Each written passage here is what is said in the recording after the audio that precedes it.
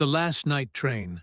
New York never truly sleeps, but some places in the city feel like they do. Subway platforms at midnight, for example.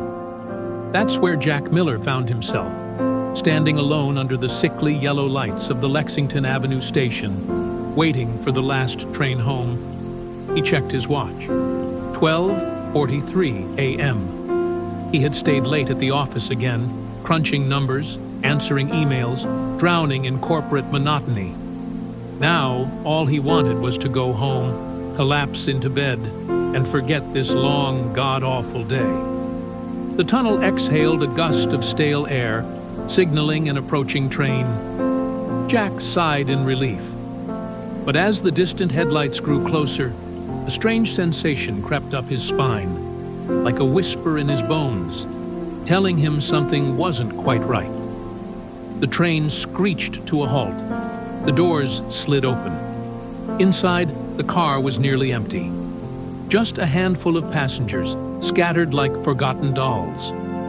A man in a dark overcoat sat by the window, staring outside. A woman in tattered clothes rocked gently, muttering under her breath. A teenage boy sat hunched over his phone, earbuds jammed into his ears. Jack stepped inside. The doors shut behind him with a metallic hiss. The train lurched forward. Jack slumped into a seat near the middle of the car and exhaled. The familiar rhythm of the train rolling along the tracks was oddly soothing, until he noticed something strange. There was no announcement for the next stop. Normally, a tinny voice would chime in, reminding passengers of their destination. But now, nothing. Just silence, apart from the hum of the train and the occasional flicker of the overhead lights. Jack frowned. Maybe the intercom was busted. Not unheard of in these old subway cars. He pulled out his phone to check the route. No service. Weird. He could usually get at least a weak signal underground. He glanced at the other passengers. No one seemed concerned. The teenager scrolled through his phone like everything was normal. The woman kept rocking, her whispers like a lullaby from a dead world. The man in the overcoat still stared out the window, motionless.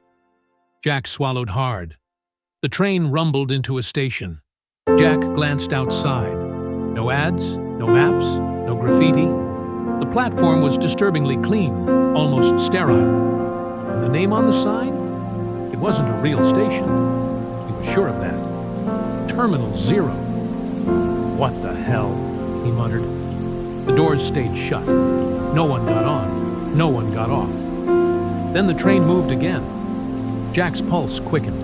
He turned to the man in the overcoat. Hey, do you know where this train is headed? No response. The man didn't even blink. Jack clenched his jaw. Maybe he was overreacting. Maybe he was just overtired, seeing things. But then, the teenage boy lifted his head. His eyes were pitch black. Jack's breath caught in his throat. The boy grinned, a slow, unnatural stretch of lips. Then he spoke in a voice that was not his own. You shouldn't be here, Jack. Jack scrambled to his feet. His pulse pounded in his ears. What the fuck is this? The woman stopped rocking. The man in the overcoat finally turned his head. Their eyes were all black, hollow, endless. Jack staggered back. The doors.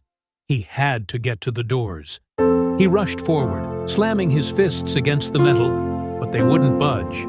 The emergency release lever? Gone. Then the train lights flickered, and in that half-second of darkness, the passengers were no longer in their seats. They were closer. Jack spun around. They stood just feet away, their heads tilted unnaturally, their smiles stretched too wide. The intercom crackled to life. Next stop, the end of the line. The train jolted violently, throwing Jack to the floor.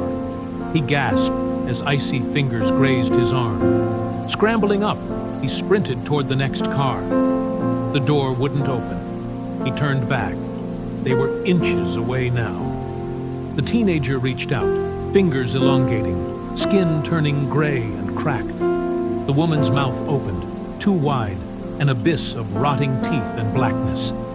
Jack screamed. The train slammed to a stop. The doors hissed open. Pitch darkness yawned beyond them. An empty station. No signs, no people. Just a vast open void. A voice, deep and guttural, rumbled through the car. "Last stop, Jack." Hands grabbed him, pulled him, dragged him toward the doorway. Jack fought, but the darkness swallowed him whole. The doors shut. The train continued on. The next morning, the subway ran as usual. A new batch of passengers boarded the last night train. A businessman, a college student, a woman heading home after a late shift. A young man found an empty seat, a seat where someone had left a briefcase with the initials JM embossed on the leather.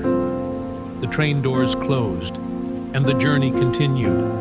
If you ever find yourself on the last train of the night, pay close attention to the stations. If you see Terminal 0, don't get off. And whatever you do, don't look into the passenger's eyes. You might not like what looks back.